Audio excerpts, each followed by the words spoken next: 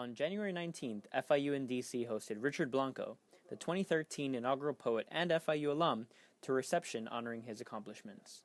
The Miami community in DC helped us in welcoming Richard, along with our guests of honor, including Congressman Joe Garcia, Trustee Emeritus Al Dotson, and many more. Richard Blanco told us about his FIU experiences, his mentors, and even read us 2 poems. Havanasis, a Cuban interpretation of Genesis, and a photo of a man on Sunset Drive.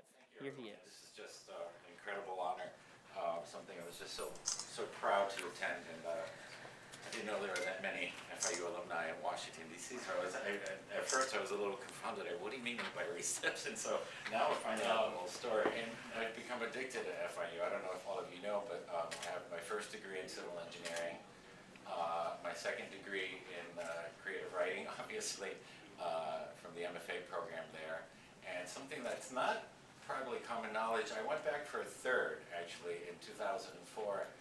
I moved back to Miami and applied for a graduate degree in architecture. And was accepted and was there for a semester, but it was very hard. Thinking about this for today is that no matter how big the school is or how many more buildings they put up, there's still this incredible intimacy that exists there. So I remember things from my classrooms. I remember professors. I remember Dr. Richard Bone, who was my Physics 1 and Physics 2 professor, and how he made me fall in love with math and how to figure out things. Dr. Pyron, who is still one of my mentors today, who is a history department professor, who is actually a person who made me fall in love with words, who had taken historical analysis. I left it for last in my curriculum after 3 years of math up to Calculus 5. And he showed me how to approach language as a math problem. Things like that just are amazing about the school. And of course, my mentor, Campbell McGrath, whose very first class at FIU when he was hired was my very first class, whose very first assignment in class became the very first poem in my very first book. And I still look fondly and connected to FIU in many ways. I work with the Honors College with John Bailey.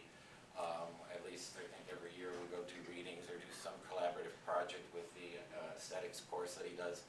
So I find myself connected, addicted, and whatnot to FIU. So I just wanted to sort of give a sort of tribute to those people that have made a big difference, and something that I carry in my heart and as well as in my mind with me. You know, President Kennedy once said that there is a connection that is hard to explain logically, but easy to feel, between achievement in public life and progress in the arts.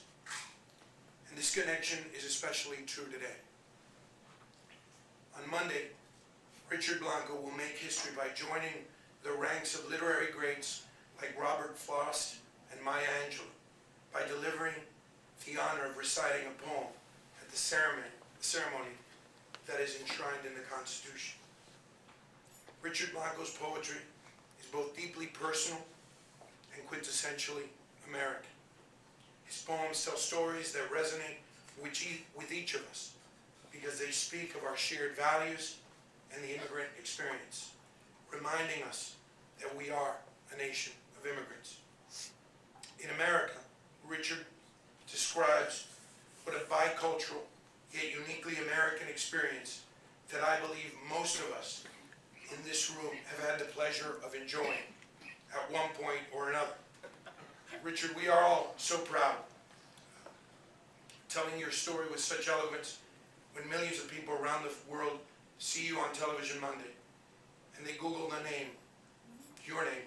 They will read about experiences and sacrifices, not just of your parents, but of my parents, of our families, of everyone who gathers here to honor you. On behalf of the community where you grew up, which I now happen to represent, I thank you for making our collective narrative come to life with your beautiful words.